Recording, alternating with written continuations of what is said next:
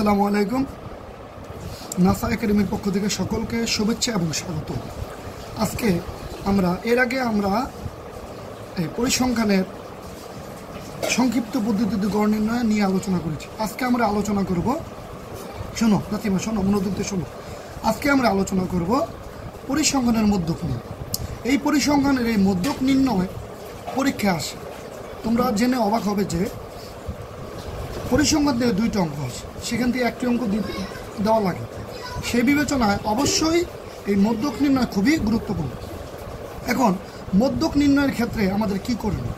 দেখো, এখানে একটি অঙ্ক দেওয়া আছে 40, 45, 50, 55, 60, 70, 80, অর্থাৎ 75 নাম্বার দেওয়া আছে এবং এখানে দেওয়া আছে ঘনসংখ্যা। এক্ষেত্রে এখানে যদি শ্রেণীব্যাপ্তি আকারে দেওয়া থাকতো তাহলে অঙ্কটার ধারা হতো অন্যভাবে, কিন্তু যেহেতু প্রাপ্ত নম্বরের আকারে দেওয়া আছে, এক্ষেত্রে আমরা কীভাবে অঙ্কটা করব? এখন আমরা মধ্যক নির্ণয়ের জন্য ক্রমযোজিত ঘনসংখ্যার সারণী আগে তৈরি করব। যেমন এই প্রাপ্ত নম্বর এবং গড় ঘনসংখ্যা, এই দুইটা কিন্তু তুমি তোমার প্রশ্ন থেকে পাবে। তার মানে এই যে তুমি কোটেশনটা করবে, সেখান থেকে প্রাপ্ত নম্বর এবং ঘনসংখ্যা এটা তুমি তোমার অঙ্ক থেকে দেবে, কিন্তু ক্রমযোজিত ঘনসংখ্যাটা তোমার বের করতে হবে। কারণ হলো, কেউ যদি মধ্যক নির্ণয় করতে চায় তাহলে অবশ্যই তার ক্রমযোজিত ঘনসংখ্যা নির্ণয় করতে হবে। এখন আমরা আসি কিভাবে ক্রমযোজিত ঘনসংখ্যা নির্ণয় করা যায়। তবে অনেক সময় এই ক্রমযোজিত ঘনসংখ্যাও 1 মার্ক অথবা 2 মার্ক আকারে আসে। ক্রমযোজিত ঘনসংখ্যা নির্ণয় করার জন্য আমাদের ঘনসংখ্যাটি খেয়াল করি। যেমন এখানে 2 আছে, প্রথম আমরা 2 বসাবো, পরে 2 আর 4 কত হলো? 6, 6 আর 4 10, 10 আর 3 13, 13 আর 7 20, 20 আর 7 10, 30, 30 16 43, 43 4 6 52, 52 4 56, 56 3 59, 59 আর 1 যোগ করলে কত? 40। তার মানে আমরা ক্রমযোজিত ঘনসংখ্যা পেলাম কত? 60। অর্থাৎ ক্রমযোজিত ঘনসংখ্যা নির্ণয় করা অনেক ইজি।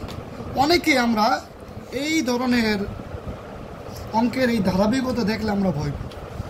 আমরা যদি শুধুমাত্র এই প্রশ্নের দিকে লক্ষ্য করি তাহলে আমরা ক্রমযোজিত ঘনসংখ্যা খুব সহজে বের করতে পারব। এখন আমাদের ক্রমযোজিত ঘনসংখ্যা বের করা শেষ। এখন আমরা চলে যাব আমাদের মধ্যক নির্ণয়।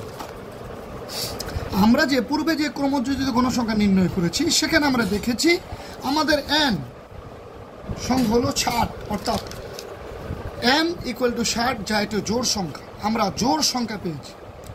যদি জোড় সংখ্যা আমরা পাই, এক্ষেত্রে সূত্রটি হবে মধ্যক n/2 তম পদ প্লাস n/2 প্লাস 1 তম পদ ভাগ 2। এটা হলো জোড় সংখ্যার বেলায় যদি ঘনসংখ্যা জোড় হয়, এক্ষেত্রে মধ্যক নির্ণয়ের জন্য এই সূত্রটি ব্যবহার করতে হবে।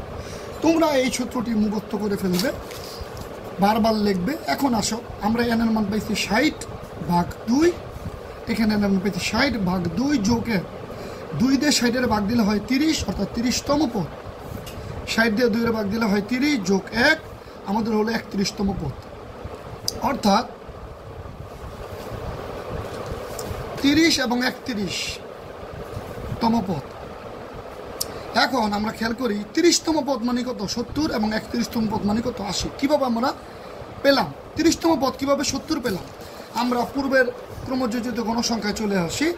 তোমরা খেয়াল করো 30 কোথায় আছে? এখানে 30 এখানে আছে, যেহেতু 30-এর প্রাপ্ত নম্বর কত? 70। সেই হিসেবে আমরা পেয়েছি 70। 31তম পদ আসে কেন? এখনও খেয়াল করো 30-এর পরে আমরা দেখি 46, অর্থাৎ 30-এর পরে যাই আসুক, সেটা 32 আসুক, 33 আসুক, 34 আসুক, 35 আসুক, অর্থাৎ 46-এর আগ পর্যন্ত যত সংখ্যায় আসুক, সেটা প্রাপ্ত নম্বর হবে কত? 80। তার মানে আমরা এখানে 31তম পদ, নাসিমা শুনতেছ? 31তম পদ হিসেবে আমরা বললাম কত? 80। এখানে 31 না, মানে যদি 33 হতো তাহলেও কিন্তু আমরা কত লিখতাম? 80 লিখতাম। ঠিক আছে? ধরো এখানে 31তম আসে না, এখানে আসছে 50। কত আছে? তাইলে আমরা কি করতাম? তাহলে খেয়াল করো, তাহলে আমরা এই যে 52 এখানে, মানে 46 হবে না, 52 এখানে 85 ধরতাম, কারণ এটা 46-এর পরে। তখন আমরা কত ধরতাম? আচ্ছা, এখন আমরা পেলাম কত? এই 70 আর 80 যোগ করে 2 দিয়ে ভাগ দিলে 150, 150 2 দিয়ে ভাগ দিলে 75, অর্থাৎ নিম্নের মধ্যক 75। এটা হলো আমাদের জোড় সংখ্যার বেলা। কি সংখ্যার বেলা? এখন যদি বেজোড় সংখ্যা হয়, কি সংখ্যা হয়? ধরো ওখানে 60 নাই, ওখানে n এর মান 59, বেজোড় সংখ্যা। এক্ষেত্রে তোমরা কি করবে? এক্ষেত্রে স্টুডেন্ট হলো, তোমরা লক্ষ্য করবে তখন মধ্যকের সূত্র হবে n+1/2 তম পদের মান। n এর মান কত? 59, 1 1 59 1 60, 60কে 2 দিয়ে ভাগ দিলে কত? 30। আর 30তম পদ, 30তম পদ আমরা পাইছি কত এর আগে? আমাদের সারণীতে আমরা পেয়েছি 70, অর্থাৎ নিম্নের মধ্যক 70। তার মানে জোড়ের বেলায় সূত্র এটা মধ্যকের সূত্র, এবং বেজোড়ের বেলায় সূত্র হলো এটা। তোমরা জেনে অবাক হবে, ক্লাস 9 এবং 10 অর্থাৎ এসএসসি পরীক্ষায় এই ধরনের অঙ্কগুলো খুব কমই আসে, মোটামুটি ক্লাস 8 অঙ্কগুলো আসে। তাহলে ক্লাস 10 মধ্যকের অঙ্ক কিরকম হয়? ক্লাস 10 মধ্যকের অঙ্ক হয় এরকম, অর্থাৎ ক্লাস 10 মধ্যকের সূত্রটা তোমাদের আগে জানতে হবে। অর্থাৎ যদি শ্রেণী বিন্যস্ত উৎপাদ থাকে, শ্রেণী বিন্যস্ত বলতে কি? যেমন ধরো 40 থেকে 50, 50 থেকে 60, 60 থেকে 70, যদি এই আকারে থাকে, যদি এরকম না থাকে, এখানে কিন্তু প্রাপ্ত নম্বর আকারে দেওয়া আছে, ঠিক আছে? যদি এরকম না থাকে, যদি এরকম থাকে অর্থাৎ শ্রেণী বিন্যস্ত আকারে থাকে, এক্ষেত্রে মধ্যকের সূত্র হলো এটা। অবশ্যই এই মধ্যকের সূত্র তোমরা মুখস্থ করবে। তাই তুমি লেখো পারবো না, দেখে লেখো পারো কিনা। মধ্যকের সূত্রটা কি? l+n/2 - fc ব্রেকের গুণ h/fn। এখন সূত্রটা যদি তোমরা না বুঝতে পারবার লেখ, এখন তোমাদের বুঝতে হবে l মানে কি। l হলো শ্রেণীতে মধ্যক অবস্থিত সেই শ্রেণীর নিম্ন সীমা, n হলো গণসংখ্যা, fc হলো মধ্যক শ্রেণীর পূর্ববর্তী শ্রেণীর যোজিত গণসংখ্যা, fm হলো মধ্যক শ্রেণীর গণসংখ্যা, এবং h হলো শ্রেণীভেদ। আমি যে কথাগুলো বলছি এগুলো তোমাদের জন্য খুবই কঠিন হয়ে যাবে।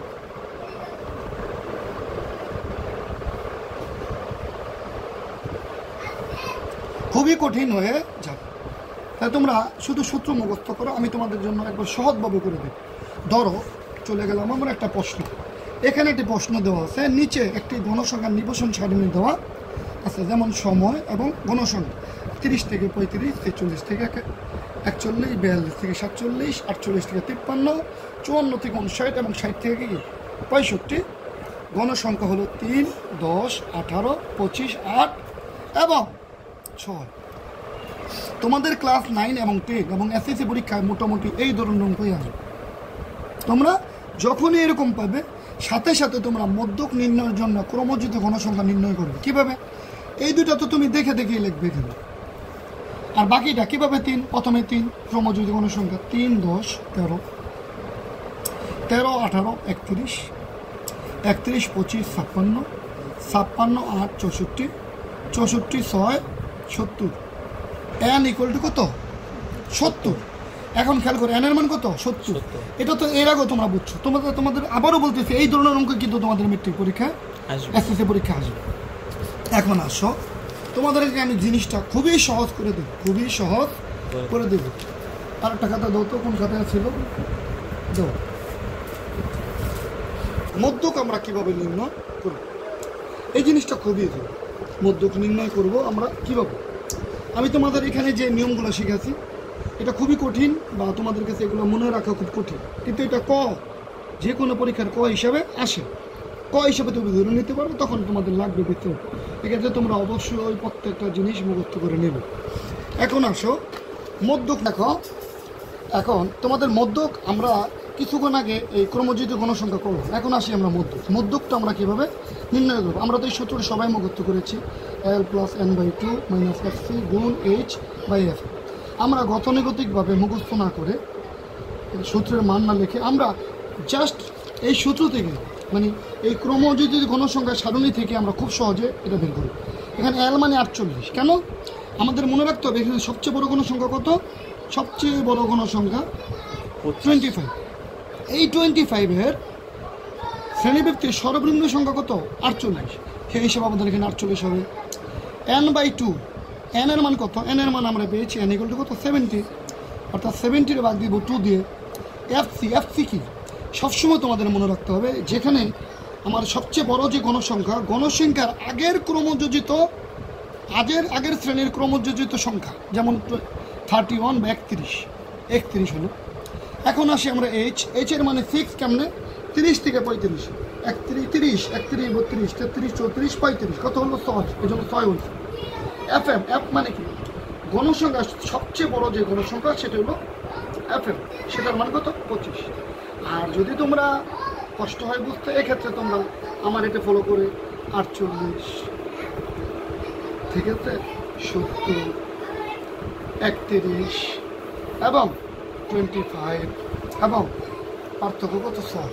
অর্থাৎ তোমরা 2-3 বার যদি লেখো অবশ্যই তোমাদের এটা হয়ে যাবে। এখন আসি আমরা 48, 2 দিয়ে 70 ভাগ দিলে কত হয়? 35, 31 এর 31, 6, 25, 35 থেকে 31 গেলে থাকে কত? 4, 4, 6, 24, 24কে আমরা ভাগ দিব কত? 25 দিয়ে। 24কে যদি 25 দিয়ে ভাগ দিয়ে হয় 0.96, 48 সাথে 96 যোগ করলে 48.96, অর্থাৎ নিম্নের মধ্যক 48.96।